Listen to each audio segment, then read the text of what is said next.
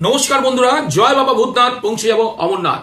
জয় বাবা ভূতনাথ, পৌঁছে যাব অমরনাথ। শুরু করছি আজকের ভিডিওটি। আজকের ভিডিওটি আপনারা একটু গুরুত্ব সহকারে দেখবেন, কারণ আজকের ভিডিওটি আপনাদেরকে বলা হবে কলকাতা থেকে চন্দনবাড়ি হয়ে পবিত্র অমরনাথ গুহায় পৌঁছে গিয়ে আবার কলকাতায় রিটার্ন আসতে আপনার কত টাকা খরচা হতে পারে। তো বন্ধুরা, এই সম্বন্ধে বিস্তারিত আলোচনা করার আগে আপনাদেরকে একটা কথা বলে রাখি, আমাদের একটি হোয়াটসঅ্যাপ গ্রুপ আছে। হোয়াটসঅ্যাপ গ্রুপে ইতিমধ্যে প্রায় 900 জন মেম্বার আছে। আপনারা যদি এই গ্রুপে অ্যাড হন তাহলে কিন্তু অমরনাথ সম্পর্কে অনেক কিছু তথ্য আপনারা পেয়ে যাবেন, যেটা অমরনাথ যাওয়ার জন্য আপনাদের সুবিধা হবে। স্ক্রিনের মধ্যে যে কিউআর কোডটি আছে সেই কিউআর কোডটি স্ক্যান করুন আর জয়েন করুন সি অমরনাথ যাত্রা 2025 হোয়াটসঅ্যাপ গ্রুপে। তো বন্ধুরা, শুরু করা যাক। চন্দনবাড়ি রুট থেকে আপনারা যদি অমরনাথ যান তাহলে আপনাদের মিনিমাম কত খরচা হতে পারে দেখুন। প্রথমেই আপনাদেরকে বলে রাখি, চন্দনবাড়ি রুট থেকে যদি আপনারা শ্রী অমরনাথ জি দর্শন করেন তাহলে মিনিমাম আপনাদের কিন্তু 10 দিন সময় লাগবে। আমরা সবাই জানি এবছর 23 জুলাই থেকে শুরু হয়ে যাবে অমরনাথ যাত্রা। ধরা যাক 23 জুলাই আপনি পারমিট পেয়েছেন অমরনাথ যাত্রা করার জন্য। এই হিসাবে আপনাকে কিন্তু কলকাতা থেকে 29 জুন বেরাতে হবে। আর এই কলকাতা থেকে 29 জুন বেরানোর জন্য আপনাদের জন্য একটা খুব ভালো ট্রেন আছে, যে ট্রেনটার নাম হচ্ছে জম্মু তাওয়াই এক্সপ্রেস। আর এই ট্রেনটা কলকাতা স্টেশন থেকে ছাড়ে এবং সপ্তাহে প্রতিদিন এই ট্রেনটি অ্যাভেলেবেল। এই ট্রেনটির সময় হচ্ছে 11:45। 11:45 এটা কিন্তু কলকাতা স্টেশন থেকে ছাড়ে। এই ট্রেনটার ভাড়া হচ্ছে 755 টাকা। অমরনাথ যাওয়ার জন্য কলকাতা থেকে জম্মু পর্যন্ত ট্রেনের ভাড়া আমি 755 টাকা কনসিডার করলাম। দিন মানে 29 জুন আপনারা তো মোটামুটি ওই 11:45 নাগাদ আপনারা ট্রেনে উঠবেন। তো ট্রেনে ওঠার পর রাত্রির পর্যন্ত আপনার খাবার খরচা সেই দিনকে আমি 300 টাকা ধরলাম, এবং তার পরের দিন মানে 30 জুন সারাদিন আপনাকে ট্রেনে থাকতে হবে। সেই দিনকে ট্রেনের মধ্যে খাবার জন্য আমি 500 টাকা ধরলাম, এবং তারপরের দিন মানে হচ্ছে 1 জুলাই। এই 1 জুলাই আপনার 8:55 থেকে 9টার মধ্যে পৌঁছে যাবেন জম্মু তাওয়াই স্টেশনে। সকালে টিফিন খরচার জন্য আমি এখানে 150 টাকা ধরলাম। তো মোটামুটি আমার কলকাতা থেকে জম্মু পর্যন্ত ট্রেনে করে আসার জন্য খাবার খরচা এবং ট্রেনের খরচা আমরা ধরলাম। জম্মুতে যখন আপনারা পৌঁছাবেন, জম্মুতে পৌঁছেই কিন্তু আপনার প্রথম কাজ হবে জম্মু স্টেশনের পাশে RFID যে কার্ডের কাউন্টার আছে, সেখানে কিন্তু আপনার পারমিটটা ও আধার কার্ডটা দেখিয়ে আপনার কিন্তু RFID কার্ডটা সংগ্রহ করা। এই RFID কার্ডটা কিন্তু এই কাউন্টার থেকে প্রত্যেক অমরনাথ যাত্রীকে সম্পূর্ণ বিনামূল্যে দেওয়া হয়। RFID কার্ডটা সংগ্রহ করার পর একটু পায়ে হেঁটে আপনাকে যেতে হবে বাস স্ট্যান্ডের দিকে। আর সেখানে কিন্তু অসংখ্য বাস দাঁড়িয়ে আছে, যে বাস আপনাকে নিয়ে যাবে ভগবতী নগরের যাত্রী নিবাসের সামনে।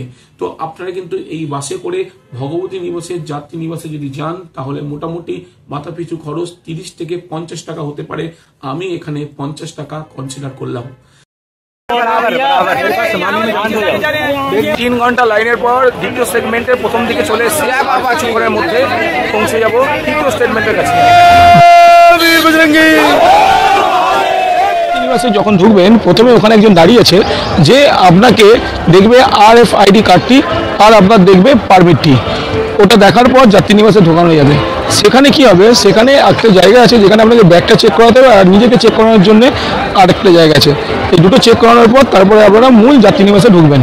আর আমি যেখানে দাঁড়িয়ে আছি সেটা হচ্ছে যাত্রী নিবাসের ক্যাম্পাসটি।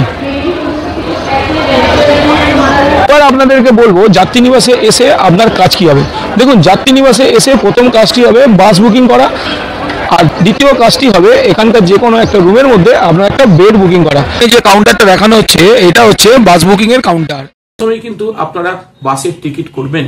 বাসের টিকিট মোটামুটি 1000 টাকার নিচেই হবে। তো আমি এখানে জম্মু থেকে বালতাল যাওয়ার জন্য বাসের টিকিট 1000 টাকা ধরলাম।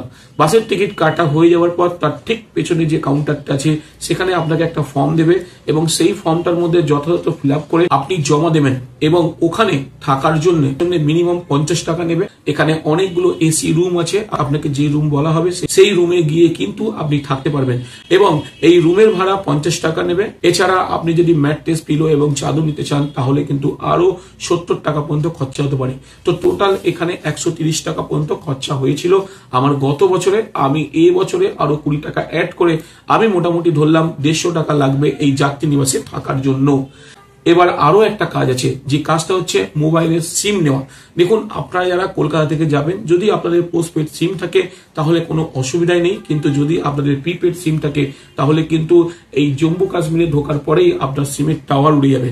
আর এই সিম নেওয়ার ক্ষেত্রে সব থেকে বেস্ট জায়গা হচ্ছে যাত্রী নিবাস। যাত্রী নিবাসের মধ্যে বিভিন্ন কোম্পানির কাউন্টার করা আছে, আপনারা যে কোনো কাউন্টার থেকে যেটা ভালো বুঝবেন সেটাই নেবেন। আমি সবসময় আপনাদেরকে বলবো এয়ারটেল কিংবা জিওর কানেকশন নেবেন। আর এই এয়ারটেল কিংবা জিওর কানেকশন মোটামুটি খরচা ম্যাক্সিমাম 350 টাকা হতে পারে। তো আমি এখানে সিমের জন্য 350 টাকা কনসিডার করলাম। এবার আমরা যাত্রী নিবাসের ওই সকল রুমগুলোর মধ্যে রেস্ট নেব।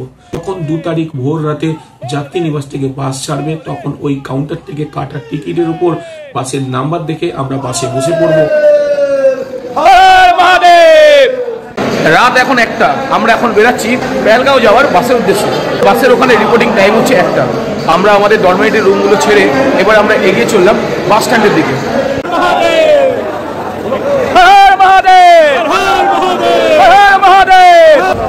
আপনারা যখন এখানে আসবেন হাতে টাইম নিয়ে আসবেন। বাস খুঁজতে কিন্তু আপনাদের মিনিট 15 থেকে মিনিট 30 পর্যন্ত লেগে যেতে পারে। তো বাস খোঁজাটা কিন্তু খুব ডিফিকাল্টি এখানে অসংখ্য বাস আছে, অসংখ্য এসি নন এসি সব একসঙ্গে আছে। তো সুতরাং বাস খোঁজাটা একটু ডিফিকাল্ট, মাথায় রেখেই আপনারা রাত্রিবেলায় হাতে সময় নিয়ে বার হবেন। মোটামুটি বাস রাত্রি 2টো থেকে 3টের মধ্যে ছাড়ে, এটা মাথায় রাখবেন।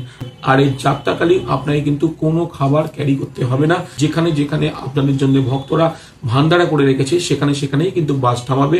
আপনার টিফিন, দুপুরের মধ্যাহ্নভোজন সমস্ত কিছু হয়ে যাবে। এই নিয়ে আপনাদের কোনো চিন্তা করার দরকার নেই, আর একটা পয়সাও লাগবে না। আমি এখন দাঁড়িয়ে আছি একটা ভান্ডারার সামনে। এখানে সকালে জলখাবারটা শেষ করে তবে আমরা আগের দিকে যাব।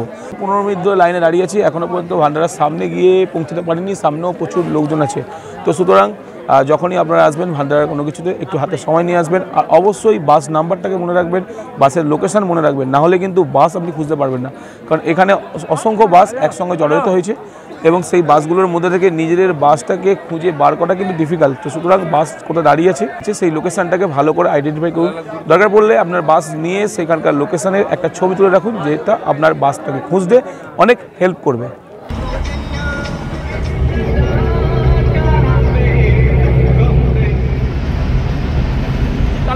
টানেলের ভেতরে অসাধারণ হাওয়া বইছে। এখানে যে জেট ফ্যানগুলো আছে সেই জেট ফ্যানগুলো দিয়ে আমাদেরকে হাওয়া মারাচ্ছে।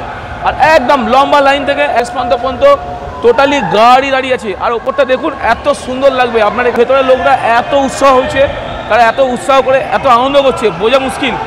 এই টানেলের মধ্যে দাঁড়িয়ে থেকে যে খুব সুন্দর লাগছে, আপনাদেরকে দেখাবো।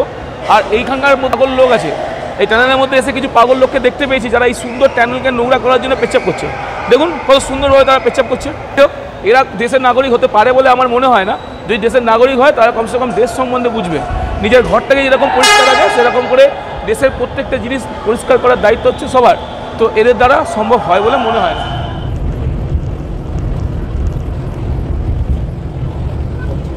একটু আগে যে টানেলটা পার করলাম সেই টানেলটা পার করানোর পর আমরা পৌঁছে গেছি হচ্ছে কাশ্মীরে। জম্মু কাশ্মীরের মধ্যে আগে টানেলের ওপারটা ছিল জম্মু আর এপারটা হলো কাশ্মীর। এখন আমি কাশ্মীরে আছি, আপনাকে দেখাবো কাশ্মীরের বিভিন্ন রকম সুন্দর ভিউ। জম্মুর যাত্রী নিবাস থেকে আপনার কিন্তু এই পেহেলগাঁওয়ের উদ্দেশ্যে বাস ছাড়বে প্রায় 2টো থেকে 2:30 নাগাদ। আর 2টো থেকে 2:30 নাগাদ যখন জম্মুর যাত্রী নিবাস থেকে পেহেলগাঁওয়ের উদ্দেশ্যে এই বাস ছাড়বে, তখন কিন্তু বাস এই পেহেলগাঁওতে পৌঁছাবে প্রায় 2 তারিখ সকাল 11টা থেকে 12টার মধ্যে। ইতিমধ্যে আমি ঢুকে পড়েছি পেহেলগাঁও বেস ক্যাম্পে। আর কিছুক্ষণ আগে আমি প্রায় মিনিট 15 লাইন দিয়েছিলাম। তারপর আমার সমস্ত জিনিসপত্র চেক করানোর পর আমাকে ভেতরে ঢোকার অনুমতি দিয়েছে। পেহেলগাঁও বেস ক্যাম্পে ঢোকার পর আপনারা কিন্তু ওখানে পেহেলগাঁও বেস ক্যাম্পে টেন্টের মধ্যে থাকার চেষ্টা করবেন না। আপনারা কিন্তু সোজা চলে যাবেন পেহেলগাঁও বাজারে। আর পেহেলগাঁও বাজারে কিন্তু আপনারা 1500 থেকে 2000 টাকার মধ্যে আপনারা কিন্তু ডবল রুমের হোটেল পেয়ে যেতে পারেন। আর আপনার সঙ্গে যদি আরো একজন সাথী থাকে তাহলে কিন্তু মোটামুটি যে রুমটার ভাড়া 2000 টাকা, সেই রুমটার ভাড়া কিন্তু মাথা পিছু পড়বে 1000 টাকা। আমি এই পেহেলগাঁওতে থাকার জন্য মাথা পিছু 1000 টাকা কনসিডার করলাম। পরের দিন সকালবেলায় পেহেলগাঁও থেকে চন্দনবাড়ি যাওয়ার জন্য হোটেলের রিসেপশনে কিন্তু আগে থেকে আপনাদেরকে বলে রাখতে হবে যে পরের দিন আপনাদের জন্য যেন একটা শেয়ার গাড়ি অতি অবশ্যই তারা বলে রাখে। পরের দিন প্রায় 3:30 নাগাদ আপনাদের কিন্তু হোটেল ছাড়তে হবে চন্দনবাড়ি যাওয়ার জন্য। আর এই সকল শেয়ার গাড়ির ভাড়া প্রায় 350 টাকা থেকে 400 টাকা হতে পারে। আমি এখানে কনসিডার করলাম 400 টাকা। বাই রোড 16 কিলোমিটার এই জায়গাটা পেহেলগাঁও থেকে চন্দনবাড়ি আমাদের আসতে কিন্তু সময় লাগলো মাত্র 45 মিনিট। এখন আমরা পৌঁছেছি চন্দনবাড়ি বেস ক্যাম্পে। এখানে আমাদের পঞ্জীকরণ করা হবে এবং তারপর আমাদেরকে শেষনাগের জন্য পারমিট দেওয়া হবে। হাতে আছে পারমিশন পত্র এবং আমরা এখন এগোচ্ছি সামনের দিকে। প্রায় 10টা নাগাদ আমি শুরু করলাম চন্দনবাড়ি থেকে শেষনাগের উদ্দেশ্যে। এখন আমি এগোচ্ছি শেষনাগ। এখান থেকে শেষনাগ 12 কিলোমিটার। দেখা যাক কতক্ষণ লাগে আমার পায়ে হেঁটে। প্রায় 20 মিনিট আগে আমি ছাড়িয়ে গেছি পিছুটক।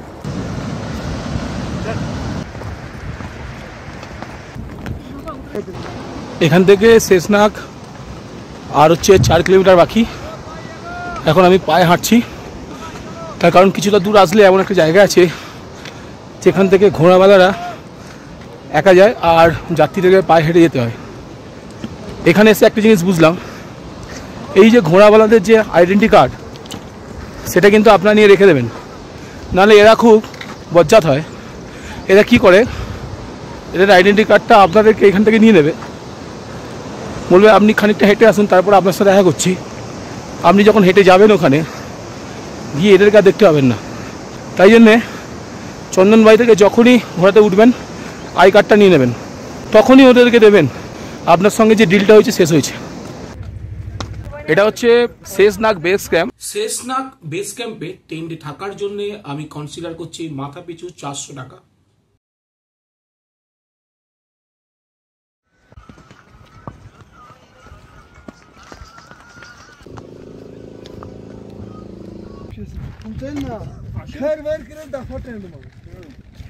আমি এখন চলে এসেছি গণেশ টপে, আর গণেশ টপ থেকে ভিউটা দেখাচ্ছি। দেখুন কত সুন্দর গণেশ টপের ভিউটা। এরপরে সমস্ত পাহাড়গুলোর মধ্যে আর হচ্ছে কোনো গাছপালা থেকে শুরু করে ছোটো ঘাস পর্যন্ত দেখতে পাচ্ছি না, রুগুড়ো পাহাড়। দেখুন ঘোড়াগুলো যাচ্ছে। তো আমি এখানে 10 মিনিট বিশ্রাম করব। বিশ্রাম করে আবার রওনা দেবো। একটু রেস্ট নেওয়ার পর আবার আমি এগিয়ে চললাম পঞ্চতরণীর উদ্দেশ্যে। প্রায় এখান থেকে 10 কিলোমিটার।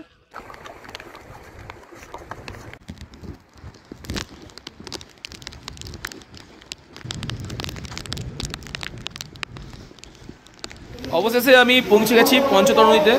আজকের মতন আমার ডেস্টিনেশন পঞ্চতরণী। পঞ্চতরণীতে আজকে আমি থাকবো, তারপর আগামী দিন যাত্রা করব।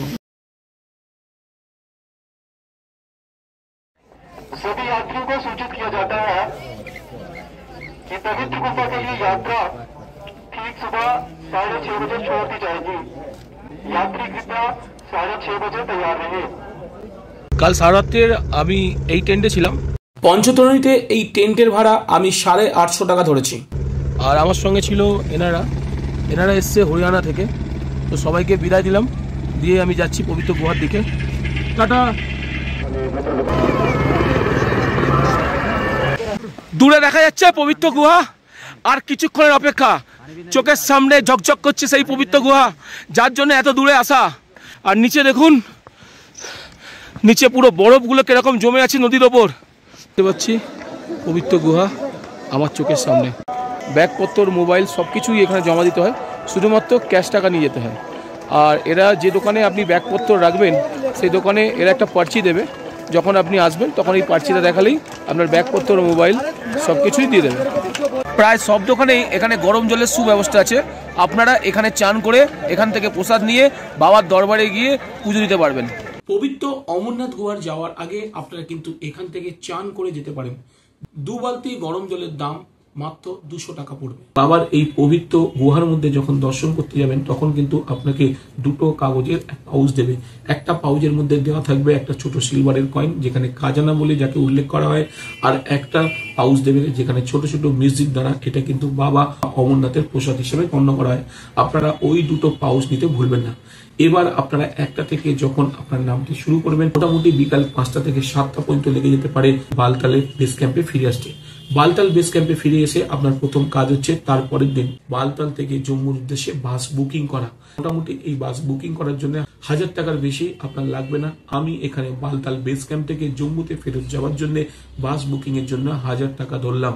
5 তারিখে বালতাল বেস ক্যাম্পে থাকার জন্য আমি একটা টেন্ট নিয়েছিলাম, আর সেই টেন্টটির ভাড়া ছিল মাথা পিছু 350 টাকা।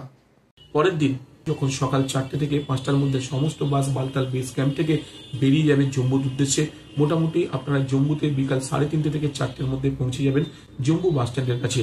জম্মু বাস স্ট্যান্ড থেকে জম্মু তাওয়া স্টেশন পর্যন্ত আসতে গেলে আপনার অটো ভাড়া মোটামুটি 30 থেকে 50 টাকা পড়বে। আমি এখানে 50 টাকা ধরলাম। জম্মু বাস স্ট্যান্ড থেকে আপনাকে কিন্তু এবারে একটা অটো করে সোজা চলে যেতে হবে জম্মু তাওয়া স্টেশনে। জম্মু তাওয়া স্টেশনে সেখান থেকে কিন্তু প্রতিদিন কলকাতার উদ্দেশ্যে কলকাতা এক্সপ্রেস বলে একটি ট্রেন আছে, যে ট্রেনটি রাত্রি 8:30 নাগাদ ছাড়ে। এই ট্রেনটার ভাড়া হচ্ছে 755 টাকা জম্মু তাওয়া স্টেশন থেকে। যেহেতু আপনি জম্মুতে পৌঁছাবেন বিকাল 4টের পরে, আর ট্রেন আপনার রাত্রি 8:30, সেই দিনকে খাবারের খরচা আমি 300 টাকা ধরলাম, এবং তারপরের দিন সারাদিন ট্রেনে থাকবেন সেই কারণে খাবার খরচা আমি এখানে 500 টাকা ধরলাম। তারপরের দিন যেদিনকে আপনি কলকাতা স্টেশনে ফিরবেন বিকাল 3:30 নাগাদ, সেই দিনকেও খাবার খরচা আমি 500 টাকা ধরলাম। মোটামুটি বন্ধুরা এটাই কিন্তু আপনাদের সব মিলিয়ে একটা খরচা হবে যারা অমরনাথ দর্শন করতে চন্দন বাড়ি হয়ে। বন্ধুরা আমার সঙ্গে যোগাযোগ করতে গেলে নিচে দেওয়া ফোন নাম্বারে আপনারা কিন্তু ফোন করতে পারেন। তো বন্ধুরা, জয় বাবা ভূতনাথ, পৌঁছে যাব অমরনাথ। জয় বাবা ভূতনাথ, পৌঁছে যাব অমরনাথ। বন্ধুরা আপনারা ভালো থাকবেন।